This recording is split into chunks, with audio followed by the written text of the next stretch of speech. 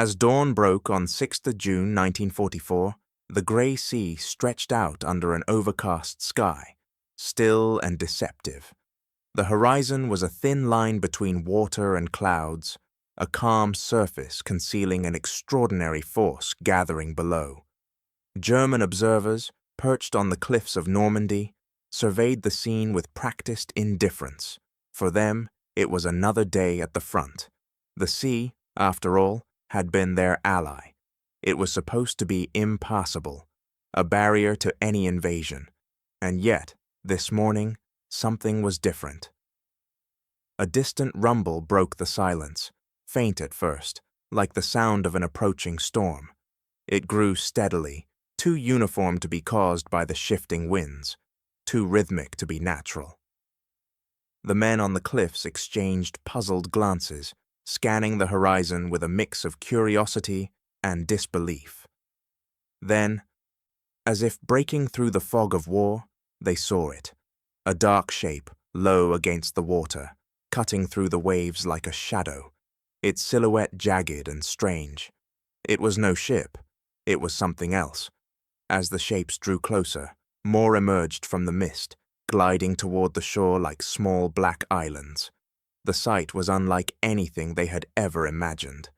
Tanks, not the traditional armored vehicles of land warfare, but tanks mounted on something that allowed them to float. The observers froze, and their first instinct was disbelief. No American equipment could survive the surf. Surely these machines would be swallowed by the sea. A shell was fired, landing short of the advancing tanks. The resulting plume of water splashed into the air, momentarily obscuring the strange shapes. But the tanks kept coming, indifferent to the fire, their heavy treads pushing through the surf with a mechanical certainty. There was no panic, no hesitation. The sea had become just another battlefield, and these machines, made for land, were learning to conquer it. The German soldiers, still unsure of what they were witnessing, began to question everything. How could something built for the earth now defy the very waters that had once been an impenetrable defense? How had they made this possible? The answer, still hidden beneath the waves, was far more than just an innovation. It was a harbinger, and its arrival would alter the course of the war in ways no one could yet predict. In the shadows of Normandy, a new chapter in warfare was about to unfold. But the question remained, what would this strange new machine mean for the soldiers who had never before faced a battle like this? In 1941, as the world teetered on the edge of a conflict that would engulf nations, a handful of American engineers stood at the precipice of an almost impossible task. They were charged with creating something that defied logic, a tank that could float. The ocean, after all, had long been considered an insurmountable obstacle in warfare. Tanks were meant for land, not water. The very idea of a machine that could survive the sea seemed not just improbable, but absurd. Yet the engineers, undeterred by the skepticism of their colleagues and adversaries, embarked on a mission that would forever alter the nature of combat. The initial response from both allies and enemies was the same: laughter, disbelief, dismissal. To imagine a tank capable of surviving the surf was to mock the very principles of warfare. Early prototypes were hurriedly built, but the results were disastrous. Each test saw the machines plunge into the water, sinking like stones within seconds. The engineers' plans seemed as ridiculous as the machines themselves. Yet, despite the constant failures, the need for such a weapon grew more pressing with each passing month. The prospect of an Allied invasion of Fortress Europe required armor capable of landing on the beaches, providing cover before infantry could be slaughtered by entrenched enemy fire. As the war advanced, the engineers knew the stakes were higher than ever. Without seaborne armor, any attempt to storm the beaches of Normandy or the Mediterranean would be nothing more than a suicide mission. The very existence of an invasion depended on the impossible, and so, a handful of engineers refused to abandon the idea, even as each new failure seemed to laugh in their faces. They refused to accept that the problem was insurmountable. They kept pushing forward, against all odds, determined to make the impossible real. What they didn't realize, in the heat of those early days, was that this was no longer just a technical challenge. It was a race against time. War, with all its brutal demands, had a way of bending the laws of physics, forcing men to bend with it. And in this pursuit of the impossible, those engineers were about to learn just how far they would have to go. What began as a wild idea would soon prove to be more than a theoretical exercise. It would become a weapon of war, reshaping the course of history. But what they couldn't know was that the thing they said could never exist was already on the verge of being born. As Allied intelligence sifted through reports in the spring of 1944, they found a cold, precise calculation of death. German fortifications, meticulously designed and interwoven, formed a deadly web along the Normandy coast. Machine gun nests, artillery emplacements, and tank traps formed interlocking fields of fire, each calibrated to annihilate infantry the moment they stepped into the surf. The beaches of Omaha and Utah, in particular, were identified as hellish killing zones. The distances were measured, the gradients of the sand carefully assessed, and turret traverse times precisely noted. The arithmetic was grim. For the soldiers who would land there, it wasn't a matter of if they would die, but when. The German plan was simple in its chilling logic. Hold the beaches for 6 hours. The sea would be the graveyard for the first wave of attackers, buying time for reinforcements to arrive and push back the invaders. A brutal calculus of warfare.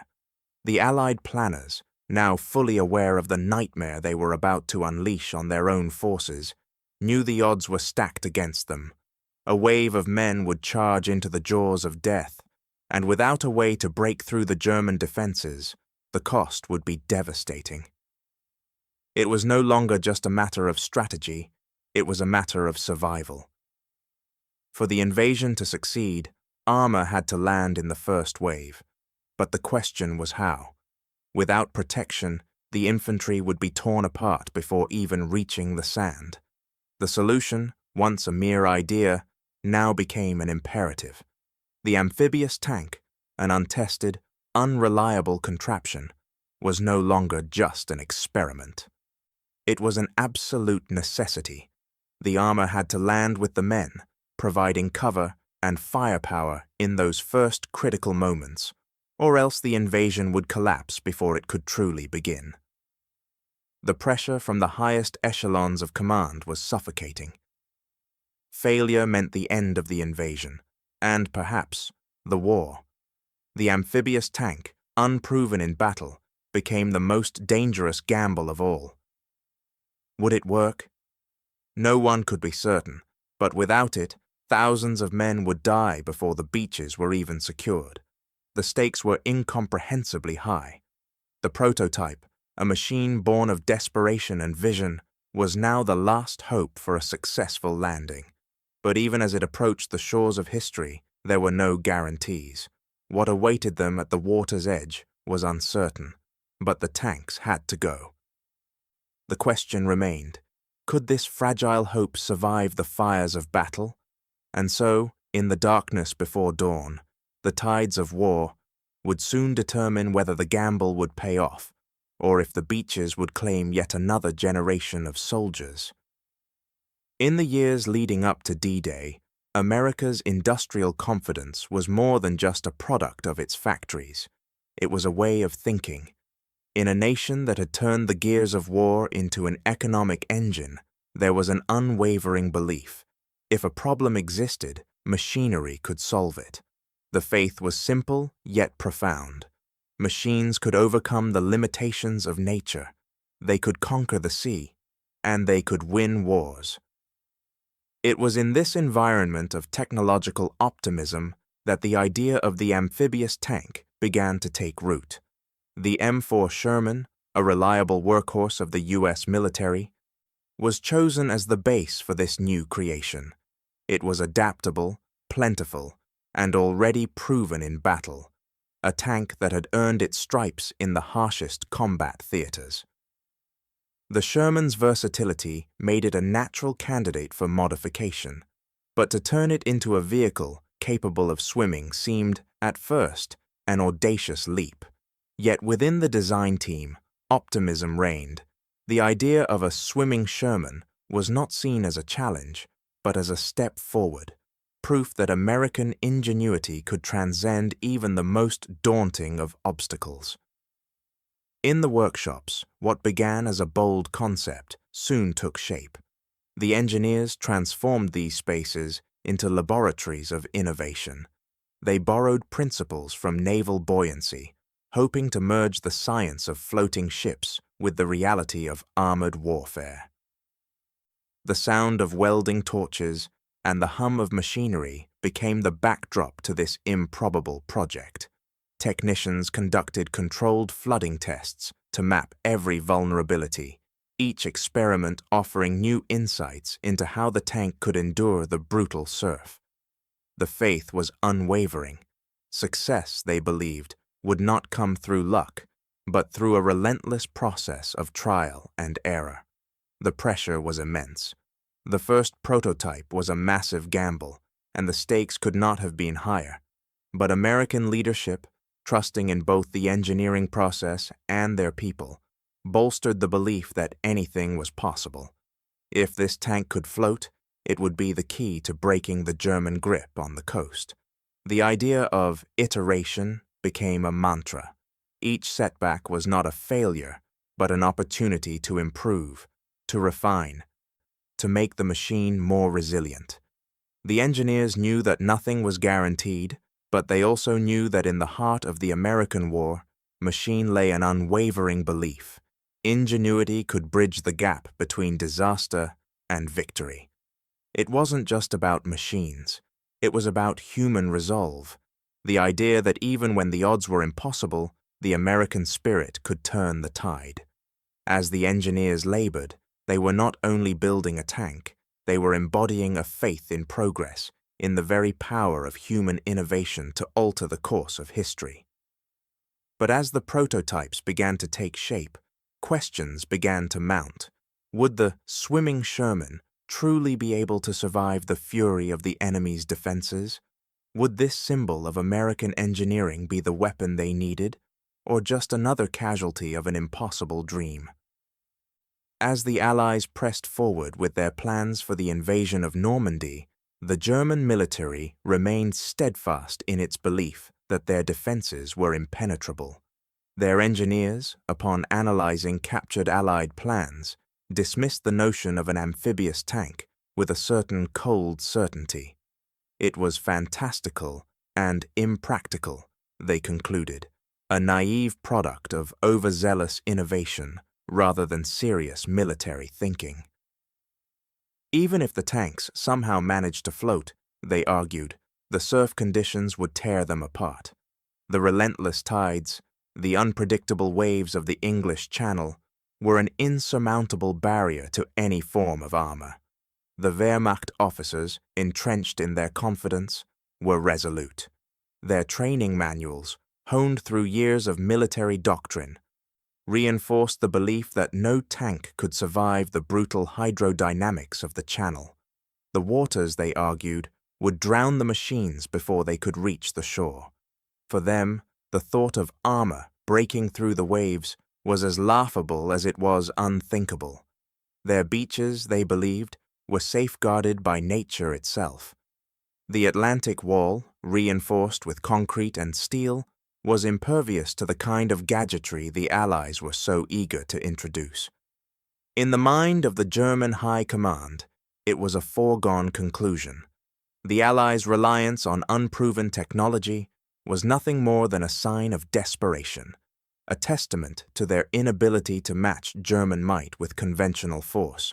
The laughter that followed this dismissive attitude became a part of the culture within the Atlantic Wall. Gadgetry, as they called it, was a source of mockery, further entrenching their belief that the Allies had no real understanding of the strategic realities at hand. This arrogance, this confidence in their own invincibility, blinded them to a simple truth. The Allies were adapting in ways they had never anticipated. The Germans, so certain of their victory, had failed to reckon with the ingenuity of their enemies.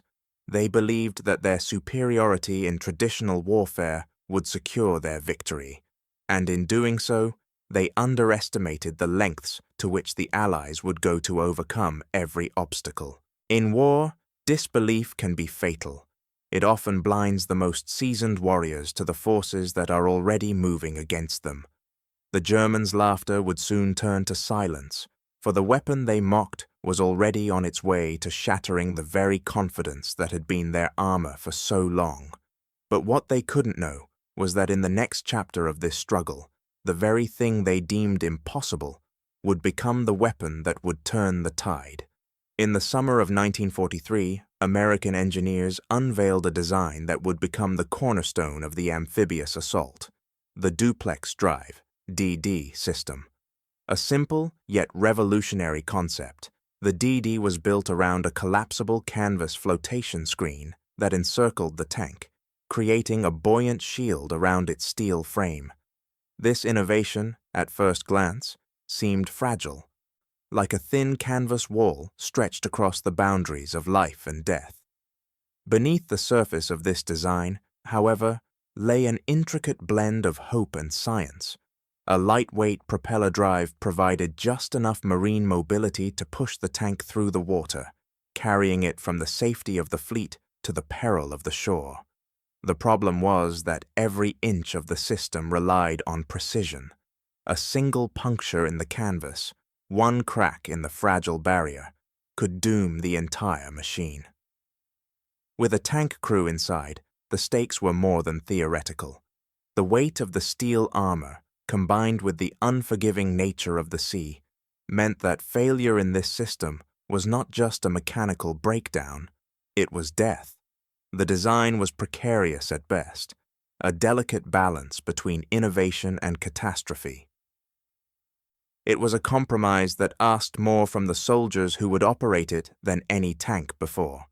The canvas walls, flimsy and impermanent, could easily be torn by debris or artillery. The trust placed in these walls would need to be absolute. For the men inside, the slightest failure meant not only the loss of a machine, but their very lives. As the prototypes rolled out and tank crews began their training, the psychological battle began in earnest. For many, the fear of drowning inside a steel coffin, helpless and trapped in the depths of the sea, was overwhelming. In theory, the tank would float. The physics were sound, but in practice, the fear was visceral. The idea of submerging oneself in a machine that might buckle under the pressure of the waves was something no amount of training could easily overcome. Soldiers, driven by the need to survive, had to convince themselves to trust the very thing their instincts told them to fear. Rehearsals showed remarkable results. When conditions were ideal, the tanks could glide through the water with surprising speed, and the crews, now accustomed to the rhythm of the sea, found their confidence growing. But the danger of complacency lay just beneath the surface. The belief that these tanks would be ready for the invasion, that the fragile canvas walls would hold against the storm, became stronger with every successful run. It was a dangerous optimism, one that could lead to disaster when faced with the true chaos of the beachhead. The tanks had proven themselves in the controlled environment of training, but what would happen when they were thrust into the crucible of war? Could the DD system hold up under the stress of enemy fire, the rough surf, and the weight of history itself? The engineers had crafted a technological marvel, but the true test was just ahead, in the unforgiving waters of the English Channel. The thin canvas walls between life and death would soon face their ultimate challenge. Would they hold, or would they tear, drowning the hope of 1,000 men in the depths of the sea. In the days leading up to D-Day, the men chosen to operate the amphibious tanks were tasked with a trial unlike any other. The training was precise, almost choreographed, as the crews learned the difficult art of launching a 30-ton machine into open water. Every movement had to be timed perfectly: the lowering of the tank into the sea, the delicate operation of the propellers, the careful navigation through the surf, all while contending with the uncertainty of the unknown. These tanks, with their canvas screens and fragile buoyancy, were no ordinary machines, and their operators, no ordinary soldiers. The weight of the task was heavy, not just in the machinery they handled, but in the knowledge that the waters they were about to enter were filled with dangers that could sink them in an instant. Inside the cramped steel interiors, the engines roared to life, amplifying every vibration and echo, filling the tank with a sound that would haunt the men for weeks. The atmosphere was stifling, thick with the fumes of oil and the acrid scent of metal. Condensation clung to the walls, a silent reminder of the inescapable dampness of their environment. Outside, the waves slapped against the canvas walls, a constant, unnerving sound that reminded the crew how fragile their protection was. The canvas, while meant to keep them afloat, was a thin barrier between them and the depths below. Every splash of water against the hull was a reminder of the threat that lingered just beyond the surface. Inside, the men fought not just the elements, but their own rising fear. Despite the meticulously crafted designs and the engineers' optimism, the early days of training were plagued with mishaps. Tanks capsized, their flotation screens torn apart by the harsh conditions of the surf. Crews scrambled to escape, climbing through hatches in a frantic race to avoid drowning as the machines sank beneath the water. These failures were terrifyingly instructive. The margin for error was almost non-existent. The notion that these tanks could safely carry soldiers into battle seemed ever more uncertain. Yet the men who volunteered for this mission, knowing the risks, pressed on. They understood the grim calculus. Without the amphibious tanks, the invasion would fail, and thousands would die before ever setting foot on land. Commanders, aware of the mental toll this new form of warfare was taking on the crews, began to debate whether the psychological strain outweighed the tactical necessity. The constant threat of drowning, combined with the terrifying sounds and smells of the tanks, was breaking even the strongest minds. Yet, despite these growing concerns, men continued to step forward, some out of duty, others out of a deep understanding of the stakes. They knew that without them, the invasion would be lost before it ever began. The will to master the machines began to shape these men. What started as fear and uncertainty evolved into something more profound, a determination to conquer the machine, to bend it to their will, despite the overwhelming odds. They began to trust the tank, to believe that it would carry them through the chaos ahead. But there remained an unspoken understanding between the men. Each time they climbed into the tank, they stepped into a floating furnace, a vessel where death could come at any moment, either from enemy fire or the unforgiving sea. As the days passed, confidence grew, tempered by the unrelenting knowledge that the machines they rode could fail at any time. For those who would ride these tanks into battle, there was no guarantee of survival. And yet, as the clock ticked down to the invasion, there was no turning back. They were ready to face the unknown, but the true test awaited them on the beaches of Normandy, where the fragility of their machines would be tested against the full fury of war. What remained uncertain was whether the faith they had placed in these tanks would hold, or whether the sea, in all its vast, unpredictable power, would consume them and their hopes in a single devastating moment. As the invasion loomed, American engineers, driven by a sense of urgency and a relentless commitment to precision, found themselves locked in a race against time. The amphibious tanks, which had once been little more than a concept, were now a necessary part of the D-Day strategy.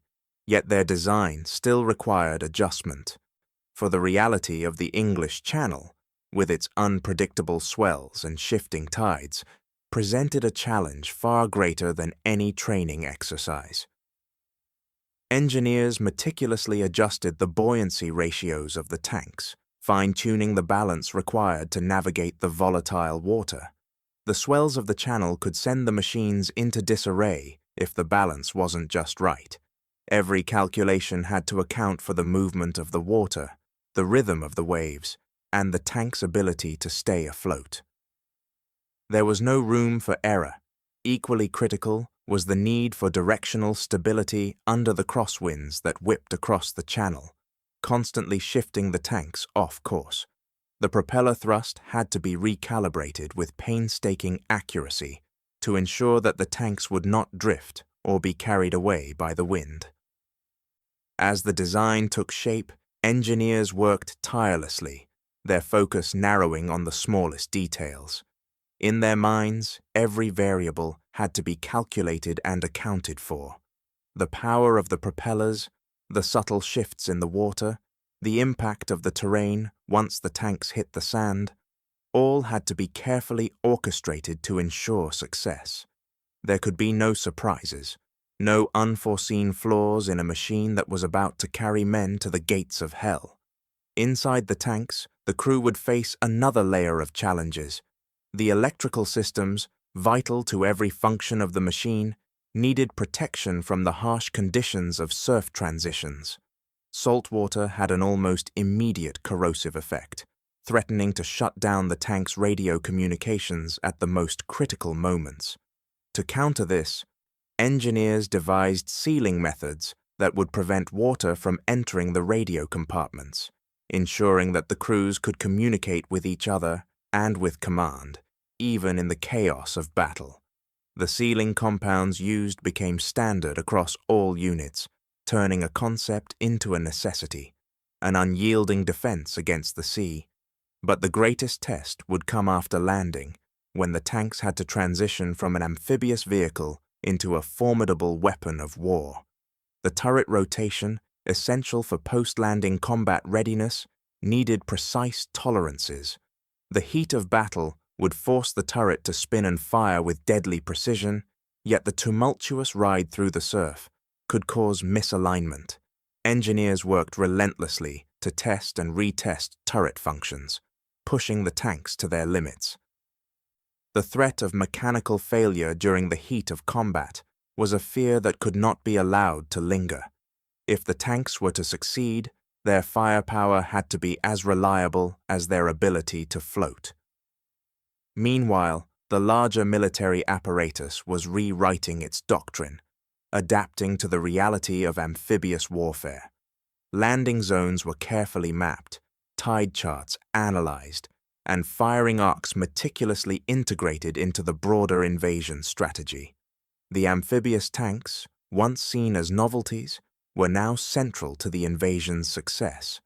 Their ability to land first, ahead of infantry, provided critical support for the men who would follow. What had once been an experimental tool had now evolved into a strategic instrument, an essential part of the Allied plan to breach the Atlantic Wall. This transformation was not simply technological, it was psychological. The tank had become a symbol of the broader effort to adapt to the impossible. It was a weapon engineered not just for the beach, but for the very nature of war itself. Fluid, unpredictable, and unforgiving. The first tank crews would not be simply operating a machine. They would be executing a vision that had been shaped through countless iterations of failure and triumph. As engineers and soldiers prepared to meet the challenge ahead, there was one crucial question left unanswered. Could the machine, a product of brilliant engineering and unwavering will, hold up against the fire and fury that awaited it on the beaches of Normandy? Would it survive the baptism by fire, Or would the unforgiving waters and the even more unforgiving enemy prove too much for it? The answer was still out there, somewhere between the machine's design and the war that awaited, but the tanks would soon carry more than just metal and men. They would carry the weight of 1,000 hopes for a world changed forever. On the night of June 5th, 1944, the men aboard the troop ships, poised just beyond the shores of Normandy, gathered in quiet anticipation. Beneath the dim, red glow of lamps, they pored over tide tables, their faces etched with a mixture of concentration and resignation. The charts were a map of their fate, each line and calculation a reminder of what lay ahead. The soldiers, many of them young and far from home, studied the numbers intently, knowing that the tides would either aid their assault or drown them in the attempt. There was no room for error. Their future was already written in the ebb and flow of the sea. The officers, voices strained but steady, briefed the men on the grim reality of the mission. Casualties were inevitable. They knew it, the men knew it, and yet they pressed on. The armored tanks, the lifeline for the infantry, had to land before the first wave of men. Without them, the beach would become a slaughterhouse. The officers, their words tempered by experience, emphasized the catastrophic losses that would follow if the tanks failed to make it ashore. The stakes were unimaginable. They weren't just talking about a failed landing. They were talking about the collapse of the invasion, the failure of the entire war effort. They were talking about defeat, something the Allies could not afford. Above them, the sea was restless, as though it could sense the tension that gripped the men below deck. The winds were stronger than predicted, churning the waters into a frothy chaos. The veterans, those who had been through the fires of war before, felt the unease grow within them. The sea was not a kind ally, and tonight it seemed to carry an ominous promise. Their nerves were fraying. They had seen how quickly the unpredictable could become the deadly. The younger soldiers, though they tried to maintain composure, couldn't help but look to their older comrades for some semblance of reassurance. But even the seasoned veterans knew the odds were shifting in a dangerous direction. Within the confines of the warships, the debate raged on. Some commanders, driven by the rising sense of unease, suggested launching the tanks from closer to shore, where the risk of the tanks being swamped by the surf would be lessened.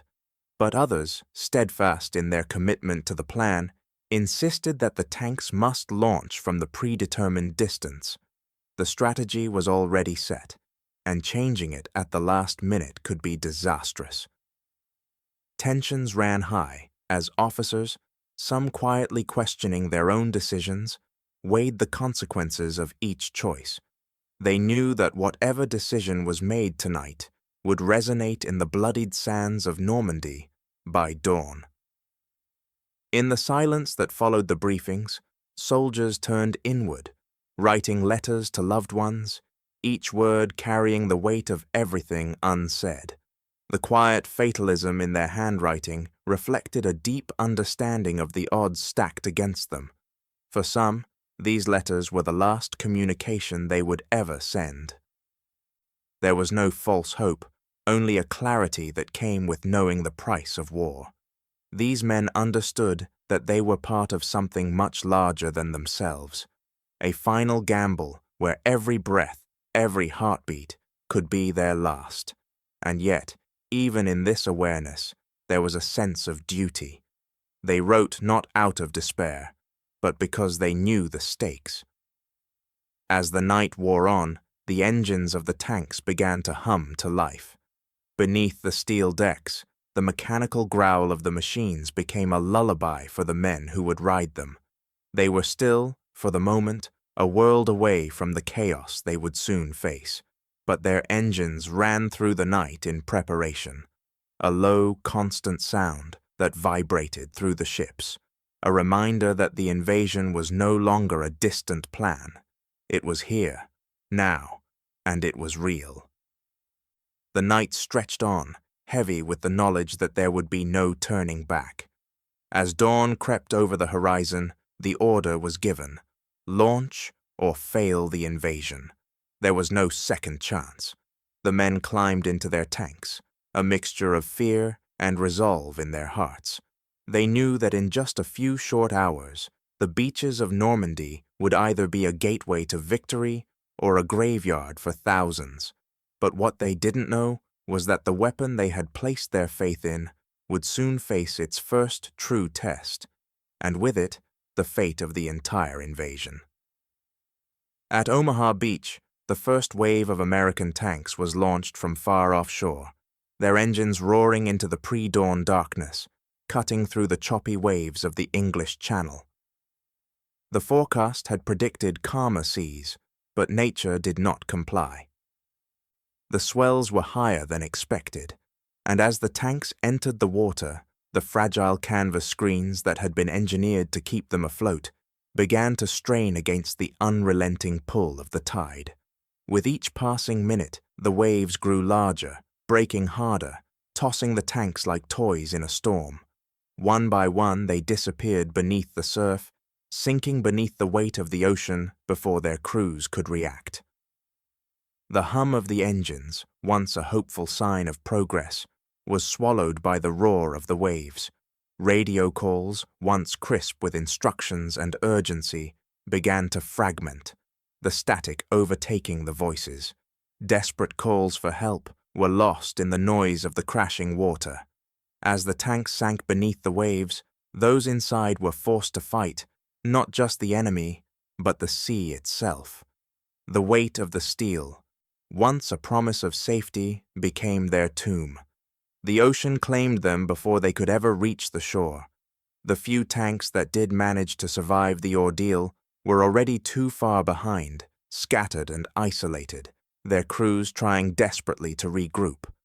By the time they reached the beach, it was clear. The tanks had failed to land in sufficient numbers to make any real difference.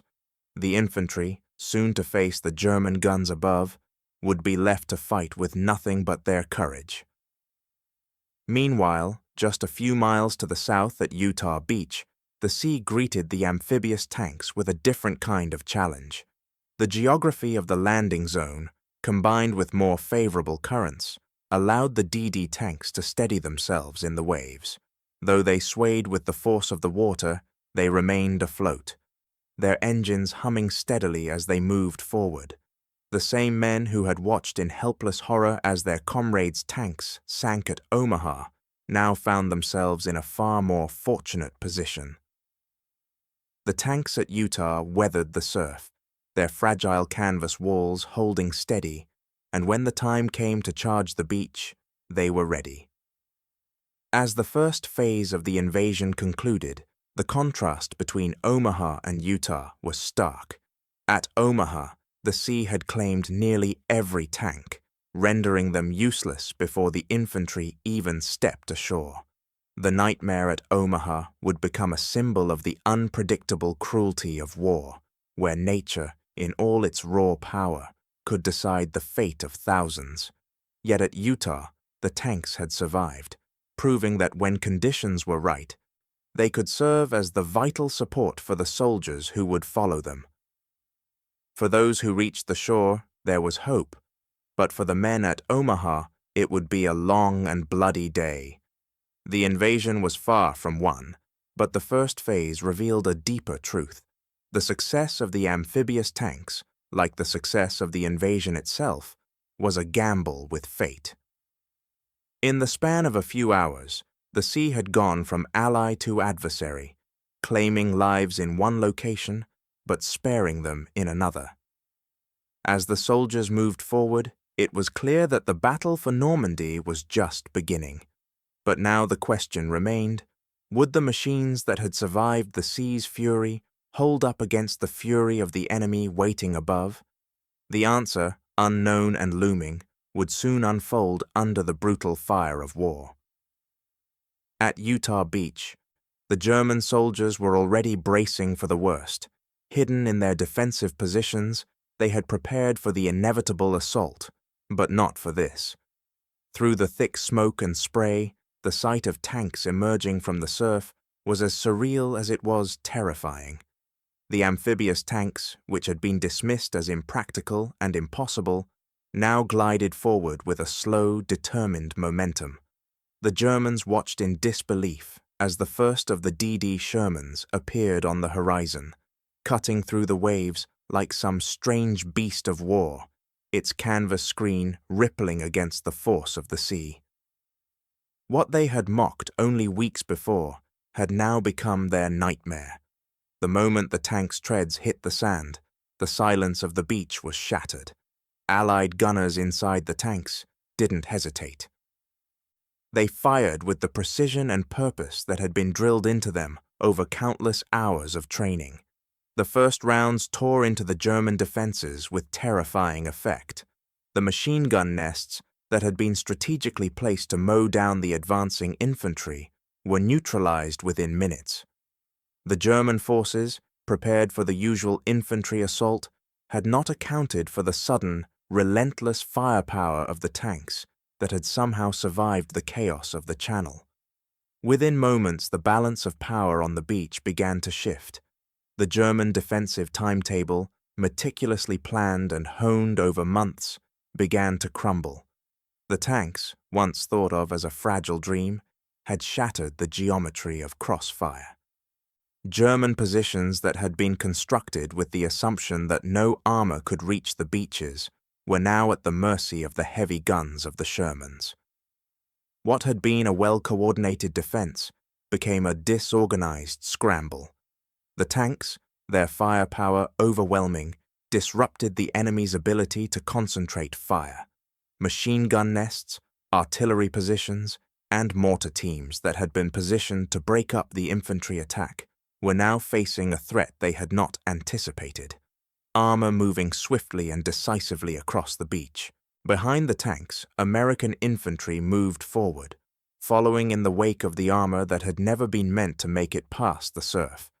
As the men pushed forward, they found that the tanks, once nothing more than a hopeful experiment, had become their shield. The tanks, though still vulnerable, were now a source of protection, offering the infantry the cover they desperately needed. The soldiers who had once feared the surf and the unknown now found a strange sense of security in the iron giants that had emerged from the sea. It was a moment of triumph, but also a moment of realization.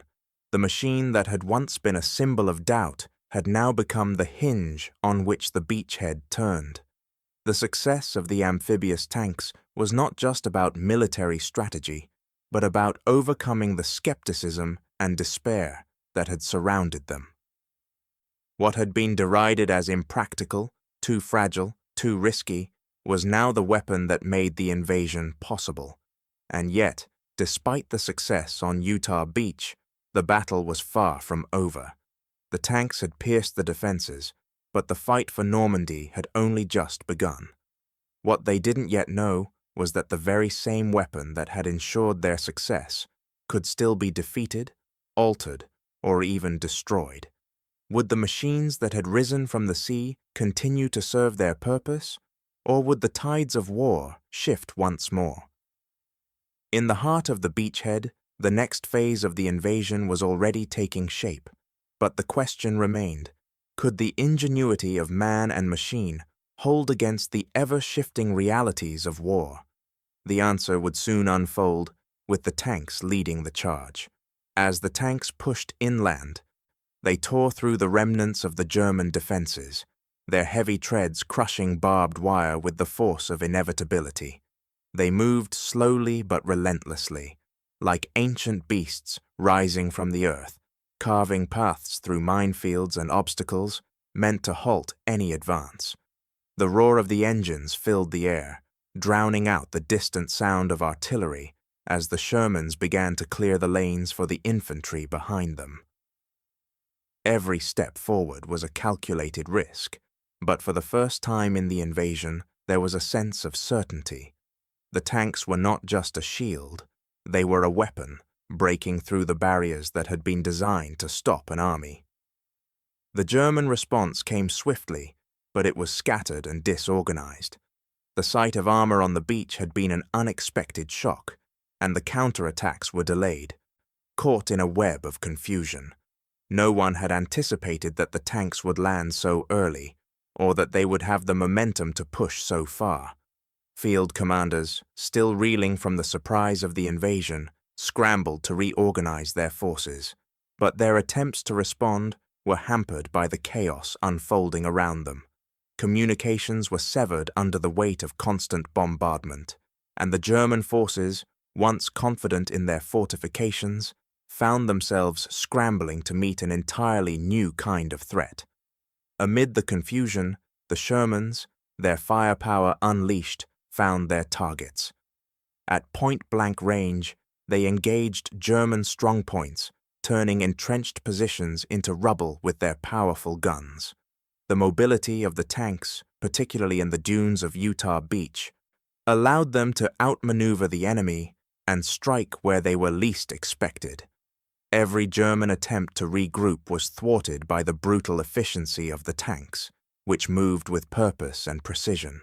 The infantry, following in the wake of the armor, were protected from the worst of the enemy's fire. The tanks had become their shield, and the soldiers behind them moved with a sense of purpose that had been absent only hours before. By the time the initial phase of the assault reached its critical point, the beachhead had stabilized far sooner than planners had dared to hope. What had been a nightmare scenario, with the possibility of the invasion collapsing under its own weight, was now turning into a success. The tanks, once seen as an experimental asset, had proven themselves to be an indispensable part of the Allied strategy. The beachhead was secure, and the troops who had once feared the sea's fury now stood with their backs to the ocean, facing the greater challenge that lay ahead. The tide of battle, once uncertain, had shifted in the Allies' favor. In that moment, the true significance of Utah Beach became clear. The sea had not delivered only men to die, it had delivered machines. Machines that had broken the line, shattered the German defenses, and opened a path for the invasion to continue. What had once seemed like an impossible gamble had in the course of just a few hours proven to be the key to breaking the Atlantic Wall. The tanks, a creation once dismissed as an unlikely solution, had now become the decisive force that turned the tide of the war. Yet even as the beachhead stabilized, the question lingered: would the tanks, having conquered the sea, be able to hold their ground against the next wave of challenges that awaited them in the heart of Normandy? The battle for Europe was far from won, and the true test of the tanks' worth was still ahead. The losses at Omaha Beach were staggering. The tanks, once symbols of hope, had been overwhelmed by the sea before they ever reached their intended target. The amphibious machines, each one a marvel of engineering, had not been able to withstand the power of the waves. Crews, their faces set with grim determination, found themselves trapped inside their steel coffins as the ocean rushed in. The sound of water flooding the hulls was deafening, a rush of death that filled the narrow interior, drowning out the desperate cries for help. One by one, the tanks sank beneath the waves, their crews lost to the sea, and the dream of a successful armored assault slipping away. As the tanks disappeared, so too did the infantry's shield, leaving them exposed to the full force of the German defenses. The survivors of Omaha would carry with them the memory of those tanks, the machines they had placed their faith in, only to see them swallowed by the sea. It was a brutal lesson, a reminder of the unpredictability of war. For the men who had been on the front lines, the tanks' failure meant that they faced the German guns without the protection they had been promised. The soldiers on the beach watched helplessly as their comrades, those in the tanks, were lost to the tides. The image of the submerged Shermans, their engines sputtering and dying beneath the surface, became a haunting symbol of the high cost of that first wave.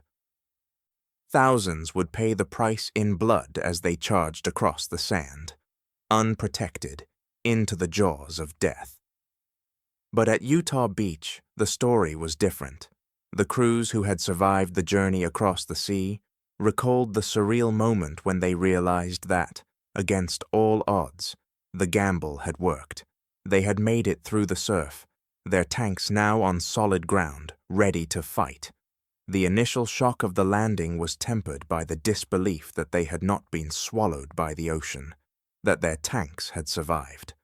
For those men, the sight of the tanks steadily moving inland was a moment of triumph, a fleeting victory that carried with it the weight of their own survival. But even as they celebrated the success, there was a deeper understanding. The cost of that success had been enormous. They were, after all, only here because others had paid the price at Omaha. Commanders quickly began to analyze the differences in the outcomes between the two beaches. What had gone wrong at Omaha? Why had the tanks, which had worked so effectively at Utah, failed to reach their objective on the other side? The answer lay in the unpredictable nature of war. The variables of tide, geography, and timing all played a part. At Utah, the tanks had been able to ride out the waves with relative ease, but at Omaha, the conditions had been unforgiving.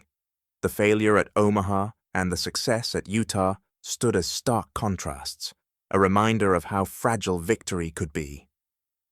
In war, one small mistake could change everything. Historians continue to debate the legacy of the DD tank. Was it a triumph of innovation or a tragic example of overreach?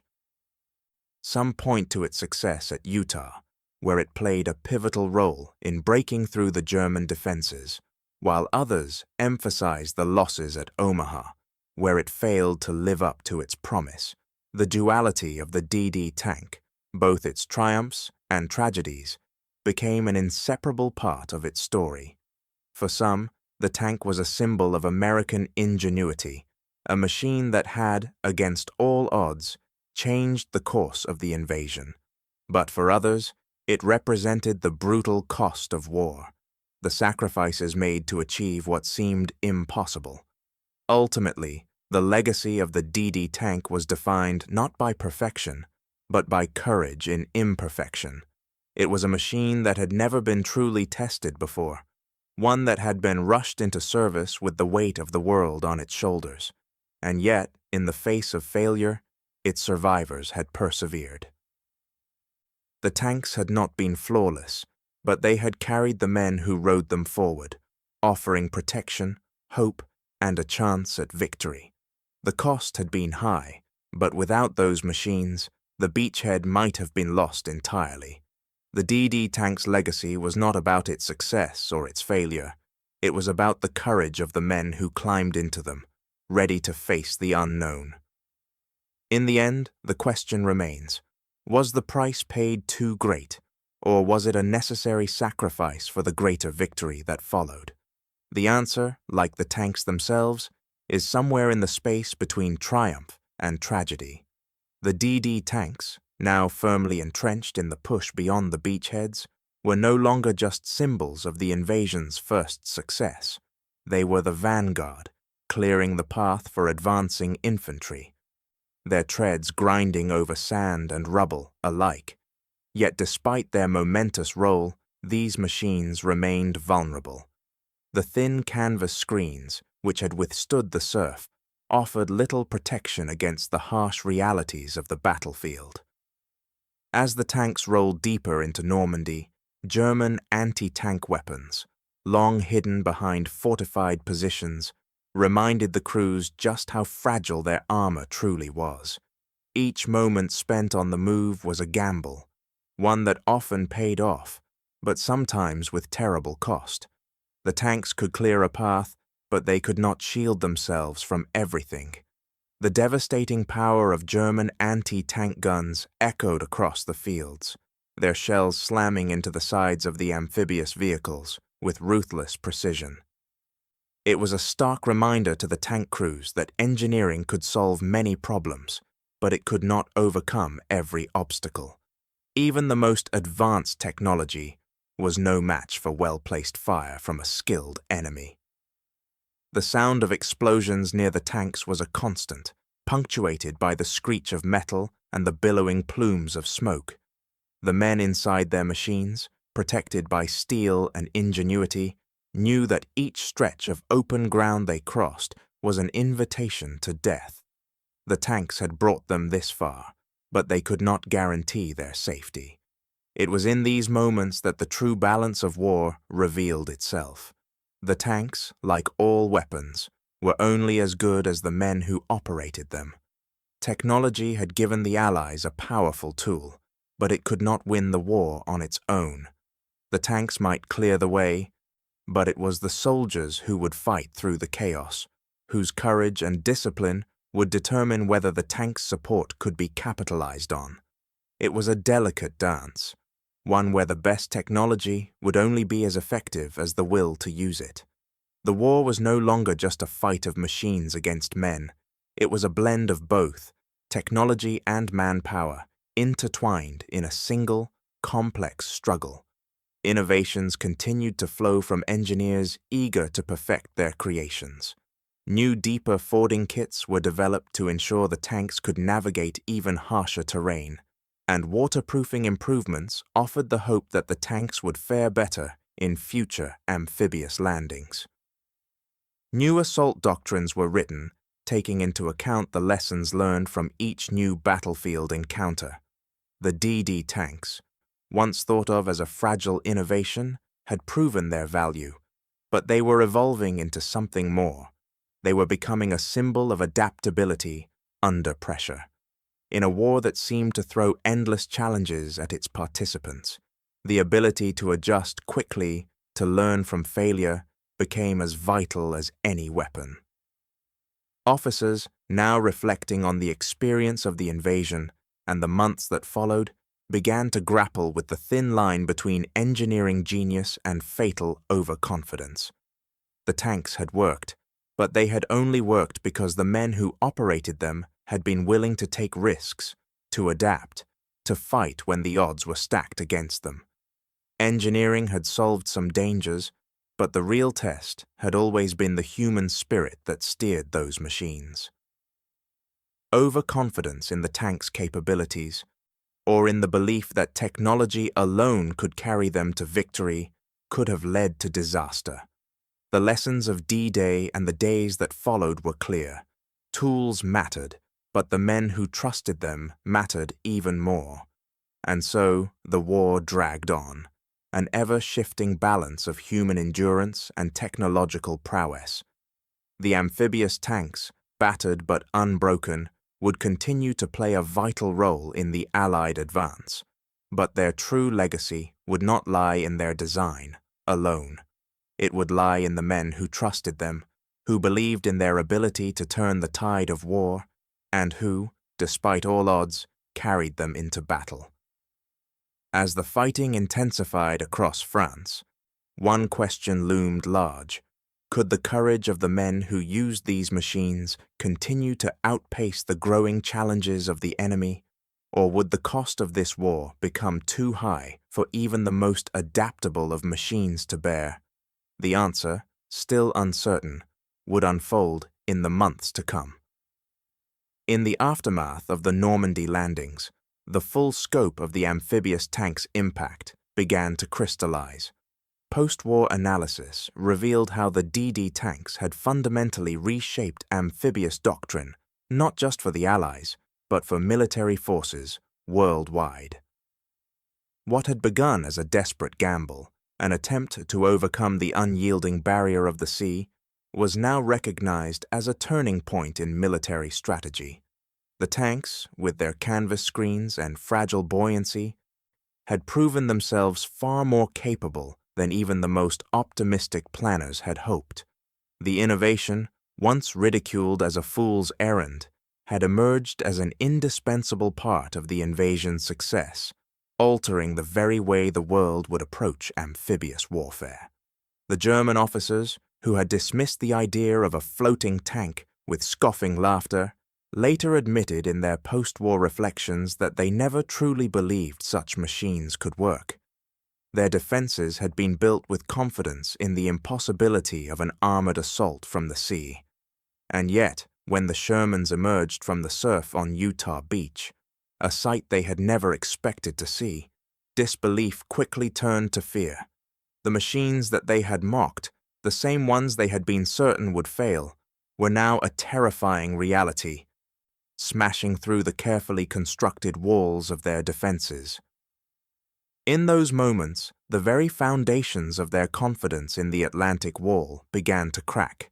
For the veterans who had ridden those tanks ashore, the shift from disbelief to fear was a visceral experience. They recalled the surreal moments when the first tanks hit the beach, their engines sputtering against the crash of waves. The men, once uncertain of the tank's reliability, now found themselves fighting not just against the enemy, but against their own initial doubts. But once the tanks had cut through the surf and began to move inland, it was clear. The Shermans had made all the difference. They were no longer just vehicles. They were symbols of survival and of the unexpected success of innovation under pressure. Those first few moments when they stepped onto Normandy's shores were filled with an uneasy mix of triumph and realization. The tanks had worked, and with them, they had created the opening for a victory that would echo through history. The DD tanks, while far from perfect, became icons of the Normandy landings.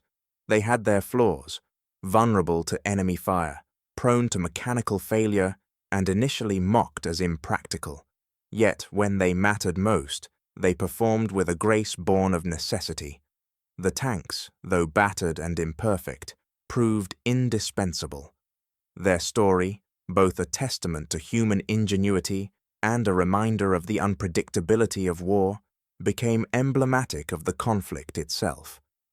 Innovation, once derided as too risky, had become the deciding factor in breaking the German defenses. The tanks, much like the men who operated them, had proven their worth in the most harrowing of circumstances. The irony of the war lay in how so many of its innovations were initially met with skepticism, and how, when they worked, they often decided the course of history. The DD tanks were no different.